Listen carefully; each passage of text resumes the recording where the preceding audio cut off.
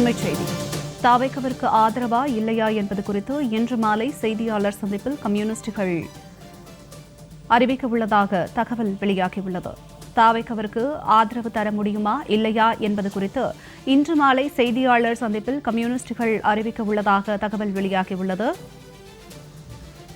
தாவேக்காவிற்கு ஆதரவா இல்லையா என முடிவெடுக்க மார்க்சிஸ்ட் கம்யூனிஸ்ட், இந்திய கம்யூனிஸ்ட் கட்சிகள் 3 மணி நேரமாக ஆலோசனை நடத்தி வருகின்றனர். இந்நிலையில் இன்று மாலை அறிவிக்கப்படும் என்று தெரிவிக்கப்பட்டுள்ளது. தாவேக்காவிற்கு ஆதரவா இல்லையா என்பது குறித்து இன்று மாலை செய்தியாளர் சந்திப்பில் கம்யூனிஸ்டுகள் அறிவிக்க உள்ளார்கள் என்ற தகவல் வெளியாகியுள்ளது.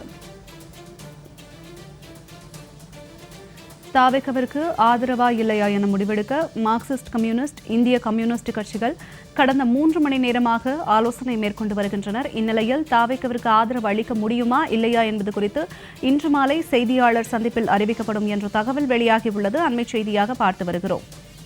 விரிவான தகவல்களோடு இணைகிறார் எமது செய்தியாளர் லாவண்யா. வணக்கம் லாவண்யா, இது குறித்த விரிவான தகவல். வணக்கம். ஏற்கனவே கூறியது போல இந்திய கம்யூனிஸ்ட் கட்சி மற்றும் மார்க்சிஸ்ட் கம்யூனிஸ்ட் கட்சி செயற்குழு கூட்டம் மற்றும் மாநில நிர்வாக குழு கூட்டத்திற்கு பிறகு இன்று மாலை அதிகாரப்பூர்வமாக தாவேக்காவுடன் கூட்டணியா அல்லது தாவேக்காவுடன் கூட்டணி இல்லையா என்பதனை பற்றி தெரிவிப்பார்கள். அதிலும் குறிப்பாக இந்திய கம்யூனிஸ்ட் கட்சி 2 மணி நேரத்திற்கு மேலாகவும், மார்க்சிஸ்ட் கம்யூனிஸ்ட் கட்சி 3 மணி நேரத்திற்கு மேலாகவும் தொடர்ந்து தங்களினுடைய கட்சி நிர்வாகிகளுடன் கலந்தாலோசித்து வருகிறது. மேலும் இந்த செயற்குழு கூட்டத்தில் பல்வேறு முக்கிய விஷயங்கள் கலந்தாலோசிக்கப்பட்டிருப்பதாக தகவல்கள் வெளியாகி இருக்கின்றன. அதிலும் குறிப்பாக இடதுசாரிகளை பொறுத்தவரை ஆதரவு அளிக்கும் மனநிலையில் இருந்தாலும் அமைச்சரவையில் இடம்பெற விரும்பவில்லை என அக்கட்சியினுடைய வட்டாரங்கள் தெரிவிக்கின்றன. அமைச்சரவையில் இருந்தால் ஆட்சியின் குறைகளை எதிர்த்து கேள்வி கேட்க முடியாது என்பது இடதுசாரிகளினுடைய எண்ணமாக இருக்கிறது.